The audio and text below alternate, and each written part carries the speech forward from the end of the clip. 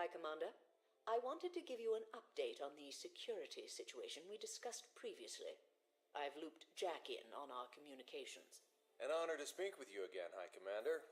The mysterious break-ins have continued, but whoever is doing it has an extraordinary ability to evade our security scanners. There's been no damage so far, but what's going on is deeply unsettling. It's becoming increasingly clear that the infiltrator cannot possibly be human. The current theory is that the cube itself has some sort of powers that we hadn't suspected. The cube is in containment, and we've got a security scanner on it full time during our analysis. So, if there's anything unusual going on with that cube, I think our scanners would pick it up. Well, it's the best theory we have so far. If this continues, I'm going to have to put the colony ship in lockdown. Please keep an eye out, High Commander. Report any unusual behavior back to me. I'm convinced you can help us solve this mystery.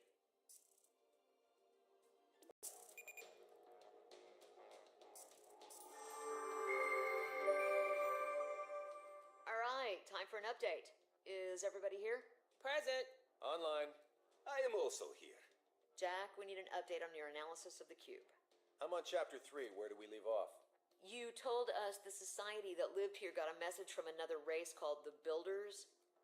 And the Builders said they were all going to die in a supernova, and they had to fit their last words into the size of a paperback novel. Right. So they argued a lot about what the final word should be, and then some crazy cult decided to kill everybody so their favorite book could be the final words. Right, okay. So, this next part talks about a very mysterious character. He's called the Dari, and it sounds like he was the leader of that crazy cult. There's a story about how he disguised himself and infiltrated a military bunker during the wars, and then set off a whole bunch of nukes. So that's how the 1 million people died. Sounds like he was a master of disguise. Well, there's more than that. The stories talk about him changing his form completely. So, like a shapeshifter? Exactly. Oh, wow. I just thought of something. Jack, what did you say the species was called? They called themselves the people who changed. Right, but what does change mean? Maybe they were referring to their own ability to change their shape. So maybe it was a whole race of shapeshifters. It's plausible. I need to read more to figure that out. Wow, okay, that's an interesting theory, Calandra. Or maybe they are still alive. Maybe one of us is a shapeshifter. So then what happened to this Dari character? Well, it sounds like he lost the war by a very thin margin. And as a punishment, they condemned him to live here on the planet until he could join them again. Wait, what? There was a supernova about to happen. Yes, right. The Builders told them they had 10 years until the supernova killed everybody. So, if they left him here on this planet, he would have been killed by the radiation from the supernova. Exactly. It's totally inconsistent and doesn't make any sense at all. I mean, if he was condemned to live on this planet, that meant his sentence was less than 10 years. Or maybe they had a way for him to survive the supernova, or something. I don't know yet. I'm hoping Chapter 4 will shed some light on it.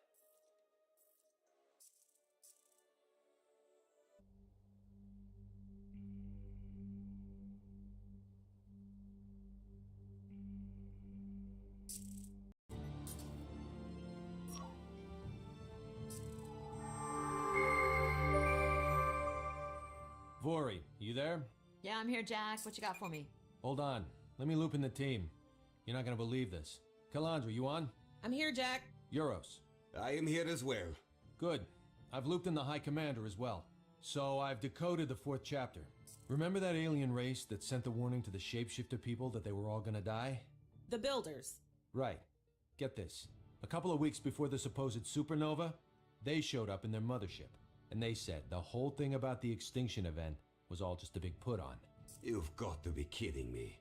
Seriously? So all of that, and there was no supernova after all? Oh, hey, guess what, everybody? It was all a big joke. Sorry about those millions of people who died in your Civil War. What a crock of Yeah. So it turns out, that's like an interstellar initiation ritual for advanced civilizations. It's like a test. See, once a civilization gets advanced enough that it might finally be worthy of joining the club, so to speak, they tell them they're all gonna die and they have to fit their final words into a paperback novel. And that process is really ugly and starts a lot of wars.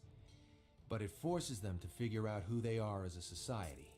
It makes them come together and figure out what's important and what's not. Sort of the way before we got on the Aven Prime expedition. We had to get all our luggage under 38 kilograms. And a lot of species don't make it. Unbelievable. They must have been pissed.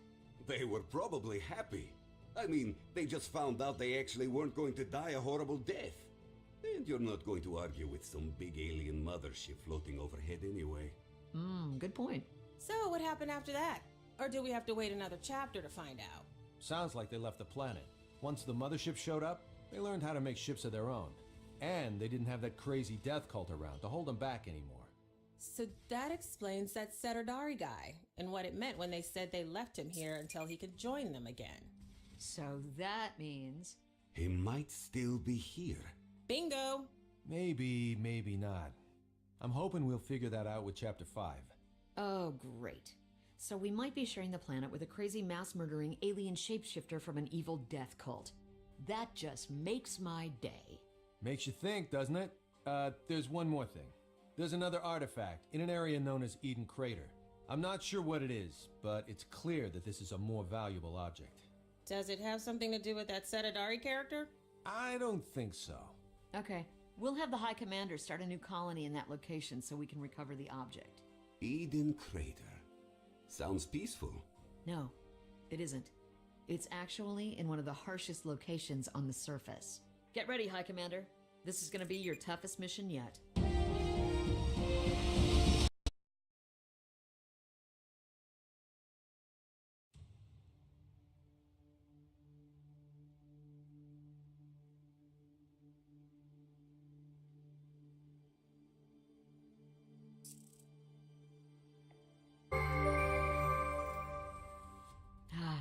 Well done.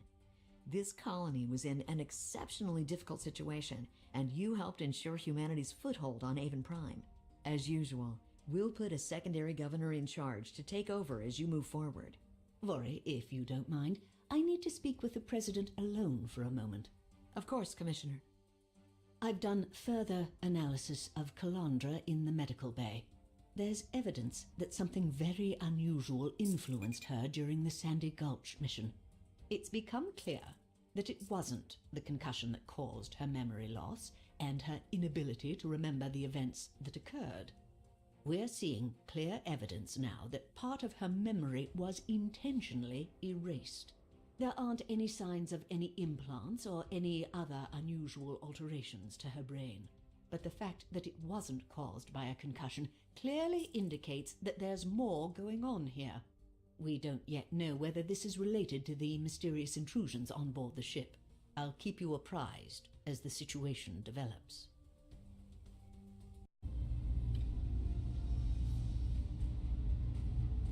The jig is up, Jack. I believe you have some explaining to do. Pointing a gun at me, Veronica? Really? Our scanners saw you walking into the artifact containment unit off hours. How did you get in there? Well, looks like you caught me.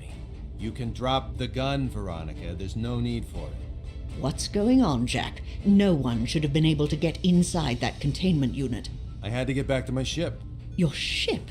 That's your ship? Sorry to have had to do this, Veronica. Oh my God, you're that criminal. The Setardari. Guilty as charged. Security! No need for that, Veronica. I'm not here to cause trouble. So it was you all along. You took over Jack's body when he went to Sandy Gulch to rescue Calandra. That's right. What did you do with Jack? I put him in a cryostasis shell at the bottom of the pit. Don't worry, he's fine. Send a rescue team back to Sandy Gulch and the chamber will unlock once you reach him. You lied to us. Yes, I did. You're a bloody liar. Everything you've ever said to us was a lie. Veronica, I started a war that killed 1 million of my people and almost cost my entire species. Compared to that, liar is something I can live with. So this whole time, you weren't really decoding the artifact, were you? No, I wasn't.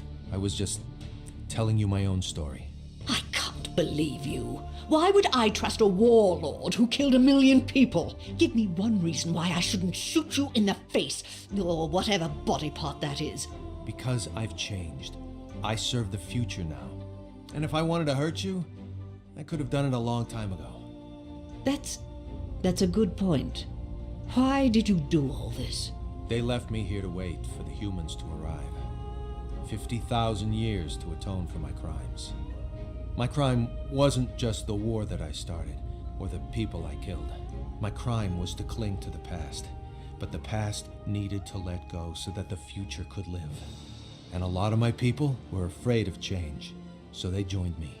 What happened to your people? They're a long way away now. They've outgrown the need to live on a planet.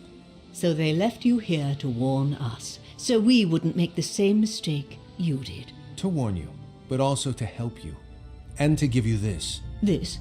What's this? This world. Aven Prime. It belongs to humanity now. You're giving us the planet? You've made all of my mistakes, but you'll also learn what I learned. There is forgiveness, even for me. You'll be redeemed. You'll stop thinking of yourselves as one little species on one little planet. You'll stop being killers. You'll grow past all the needs of the present and all the sins of the past.